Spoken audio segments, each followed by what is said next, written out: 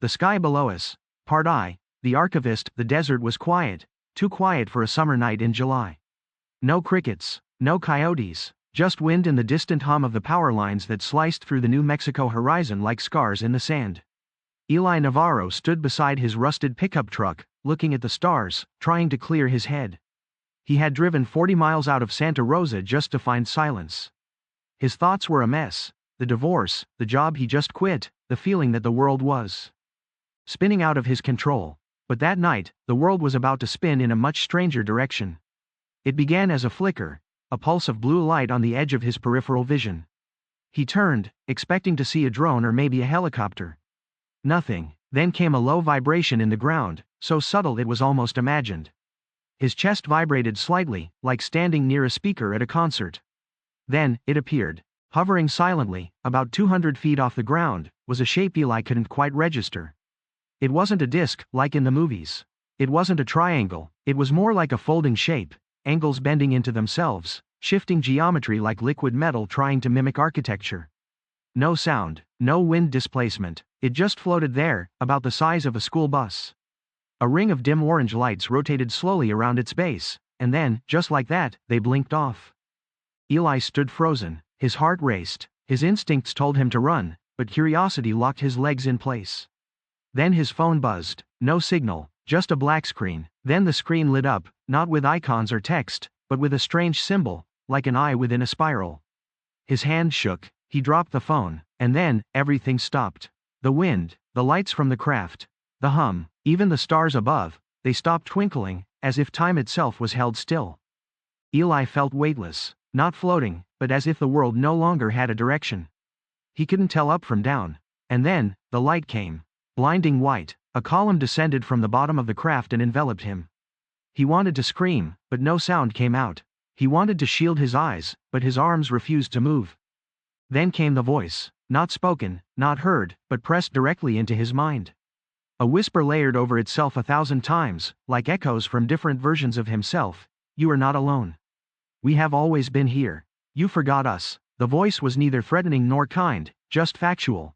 It poured knowledge into him, not in words, but in images. Flashbacks of civilizations that had vanished without record, of ships buried beneath polar ice, of carvings in rock older than human hands, of stars being harvested like crops. He saw Earth from above. He saw a line, a thin, faint thread, that connected Earth to a point far beyond the galaxy, as if tethered. Then, suddenly, the light shut off. The craft twisted on itself, turned into a single point, and blinked out of existence. No sound, no trail, just a man standing alone in the desert, shaking. He staggered back to his truck, trembling. The clock on the dashboard blinked, 3:03 a.m. He had arrived at the desert at 10:15 p.m. Over 4 hours had passed. He checked his body, no marks, no wounds. But when he looked in the mirror, his eyes looked older. As if he had lived more life than before. 3 days later, the dreams began. He saw patterns in places he shouldn't, subway tiles that formed star charts, water ripples that whispered coordinates. He began to draw symbols in his notebook that he didn't remember learning, complex equations and orbital patterns that NASA would later describe as impossibly accurate. Then came the visit from the men in black suits. They didn't say they were from the government, but they didn't need to. They asked calm, direct questions. What did the craft look like? Did it speak? Did it touch him? But what struck Eli most was their fear. They didn't look like people who were covering something up. They looked like people who were terrified by what they couldn't understand. They warned him, politely, it's best if you forget. For your own peace of mind. He didn't listen. Eli moved to Colorado, changed his name, and began writing everything he remembered. Not as a memoir, but as a warning. He called it The Sky Below Us, a name that came to him in a dream. The idea that what's above us is already within us, that the universe folds inward, not outward. But the deeper he went, the more he realized this was never about him. There were others. He found them in forums, old Reddit threads, ancient texts. People who had seen the same symbol. People who dreamed of the same folding shapes. People who vanished and came back, different. He was not the first. And he would not be the last. In his final journal entry, dated May 14, Eli wrote, "They are not here to invade. They are not here to help. They are here to observe, because we are the only species that does not know what we are becoming." He disappeared the next day. His house was left untouched. His manuscript unfinished. his notebook open on a page filled with just one word, written over and over: remember. The sky below us. Part E. The archivist. The letter arrived at 6:17 a.m. No return address, just a single name on the envelope: Nora Ives. She hadn't heard that name in years. Not since MIT. Not since Eli Navarro vanished without a trace, leaving behind a journal that had burned itself into her memory like a brand. Nora had once been his research partner, brilliant, skeptical, logical to the core. She had read his final manuscript before it was scrubbed from the internet. Before his name was deleted from publications. Before men in black suits had shown up at her own door, asking quiet questions, then disappearing forever. But now, there it was. An envelope, sealed with red wax, inside it a note, handwritten. She turned the paper over. A symbol was drawn on the back in faint graphite, the same spiral eye from Eli's phone. Nora didn't believe in aliens. She still didn't, but she believed in Eli. And she believed in data. Station 47 wasn't hard to find if you knew where to look. It was a decommissioned Cold War listening post buried beneath miles of abandoned infrastructure in Nevada. Officially, it had been shut down in the early 90s. And officially, it never stopped listening. By midnight, she was in the desert, alone, her laptop in one hand, the letter in the other. The facility was still powered. Lights flickered on as she entered the main dome. Dust coated everything, but one terminal, rusted, glowing dim green, hummed quietly in the corner. She approached it and typed a command into the old interface, and greater than open archive _47. Nothing. Then, without touching another key, the terminal began to unlock itself. Files scrolled across the screen, years of hidden audio logs. Astronomical data, ancient languages cross-referenced with deep space radio signals. Spectrograms showing bursts of sound from unknown origins. And then, a video.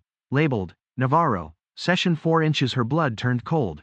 She pressed play. Nothing. Then, without touching another key, the terminal began to unlock itself. Files scrolled across the screen, years of hidden audio logs. Astronomical data, ancient languages cross-referenced with deep space radio signals. Spectrograms showing bursts of sound from unknown origins. And then, a video. Labeled, Navarro, Session 4 inches. Her blood turned cold. She pressed play. The footage was grainy, a static-filled room. Eli sat under flickering lights, eyes sunken, voice low. The screen glitched. Then the last sentence. Look to the sky when the air forgets to move. That's when they are closest. Nora looked up. The air in the room was still. No wind, no hum, not even the buzz of electricity. A low vibration began beneath her feet. Then the lights went out. In the dark, she heard a sound, not quite real. Not in her ears, but inside her skull. Like humming made of language. Like static shaped into thoughts. Her vision blurred. Her mind was not her own. The room vanished, replaced by space, wide, deep, impossibly old. She floated through a dream made of memory and mathematics. Then she saw it, Earth. And above it, shapes, not ships, not metal, but living geometry, folding across dimensions, blinking into view and vanishing again. And in the center of them all, Eli. Not human anymore, not alien, just, aware. He looked at her, but not with eyes. And she heard. She woke up on the desert floor, hours later. The sun was rising, the facility behind her was gone. No building, no entrance, just dust and silence. But in her pocket was Eli's notebook, the one he left behind. The one that vanished from his house. Its pages had changed, new entries, diagrams, coordinates, and a single sentence on the last page. The sky below us, Part E, the others. Desert silence is not silence. It breathes, it listens, it remembers. 3 days after waking up in the sand, Nora Ives boarded a plane to Reykjavik. She wasn't sure why, only that the coordinates in Eli's notebook pointed to 66.5622 degrees N, 18.1200 degrees W, just north of Lake Mavaden, Iceland. A place where ancient volcanic rock meets skies so clear you can hear your thoughts echo. She wasn't alone. When she arrived at the coordinates, a blackened hill of lava rock with nothing but snow and silence, she found 4 other people already there. No one spoke. They recognized each other, somehow. 1. A man named Idris, once an astrophysicist at the European Space Agency. He hadn't spoken in 5 months. When he did, he said only this. 2. A young woman named Kara, barely 23, a tattoo artist from Ohio. She had no science background, but she had drawn the same symbol that appeared in Nora's notebook, on her walls. In her dreams, on the inside of her eyelids. 3. An elderly priest, Father Tomas, who came from a monastery in the Pyrenees. He had found an ancient book with no language he could translate, except he could now read every word. He told Nora. 4. And then there was the last man. No name, just a scar down his face and a camera around his neck. He said he once worked for an agency with no name, that he'd seen these things before, in Namibia, in Greenland, in deep orbit, and every time, one person came back changed. That night, without speaking, they lit a fire. They sat in a circle, and they waited. At 2:47 a.m., the sky changed. Not the color, not the stars, something deeper. The constellations didn't move, but they seemed to breathe, shifting ever so slightly, like someone behind them was adjusting a curtain. And then, the hum returned. Low, deep, beneath the earth and inside their bones. The fire flickered upward, not out, and turned blue. Idris stood up first. We're not at the destination. We're at the interface. Nora's heart raced. The notebook in her hand grew warm. Suddenly, all five collapsed into a shared vision. The interface. They were not in Iceland. Not anymore. They stood in a place that looked like a room made of stars, walls shaped like gravitational fields, floors that shimmered with memory. The place was alive, and in the center stood a being. It was not humanoid, not monstrous. It was structure, made of light and geometry, shifting, symmetrical, always just outside the edge of comprehension. It spoke without sound, like a thought that had been waiting millennia to be remembered. You are the fragments, the last shards of awareness. The pattern is collapsing, time is closing in on itself. We need anchors. The scarred man asked, what do you want from us? Not want. Require. Your consciousness holds position. It resists the drift. Images flooded their minds. Earth, but not the Earth they knew.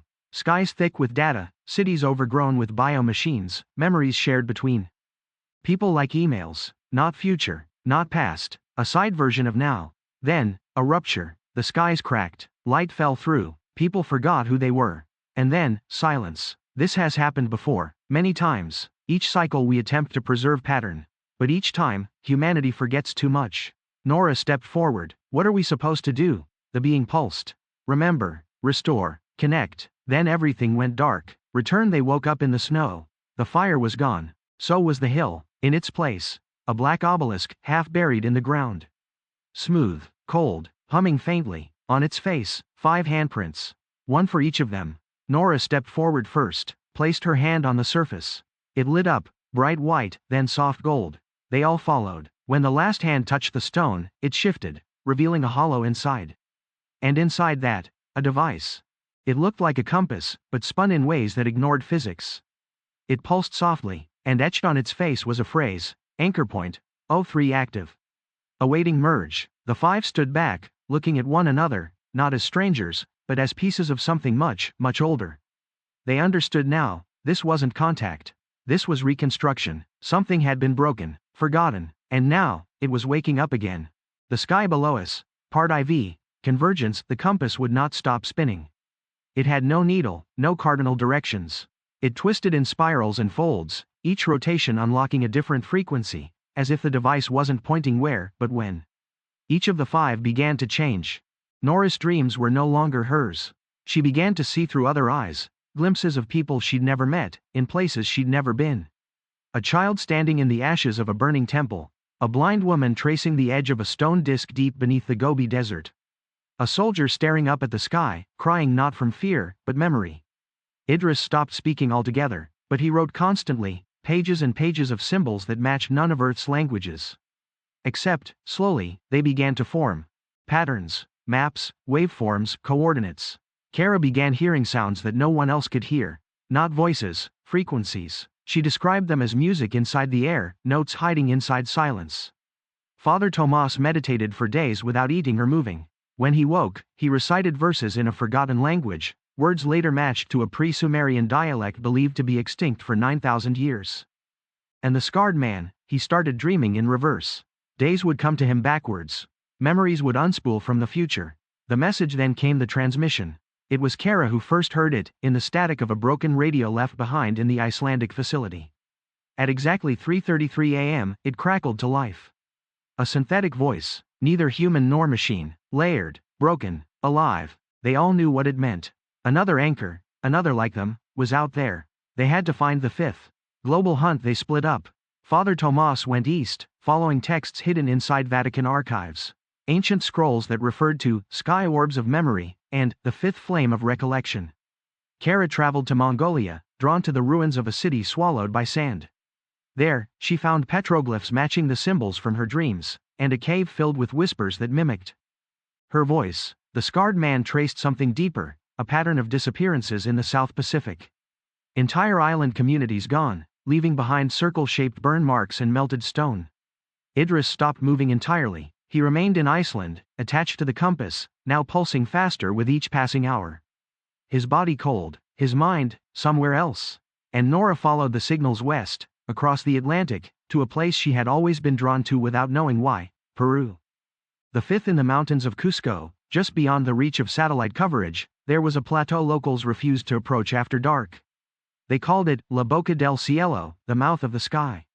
There, Nora found her. A girl no older than 10. She was sitting in the middle of a stone circle, whispering to the wind. Around her, carved into the earth, were the same spirals, the same interface pattern Nora had seen in her vision. The girl looked up. "You're late," she said. Nora froze. "Who are you?" "I'm the fifth," the girl said softly. "But I'm not here to stop what's coming. I'm here to remember what we were." Then, the sky cracked. Literally. Convergence begins all over the world. People looked up and saw the same impossible thing.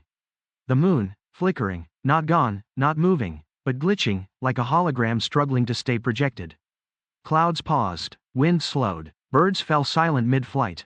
And then, in dozens of cities across Earth, the symbols appeared, not painted, not projected, grown, into buildings, into stone, into people's skin. A slow, golden glow spread through the nervous systems of those who had been marked, people who had seen something, felt something, or remembered something that hadn't happened yet. They began to gather, in circles, without being told. Something was waking up, and not all of it was friendly. Rasha Nora, the girl, and the others met again, this time in the Andes. There, beneath an ancient plateau untouched for centuries, was a door that hadn't been opened in 12,000 years. It wasn't stone, it wasn't metal, it was language, compacted into form. A doorway made of meaning,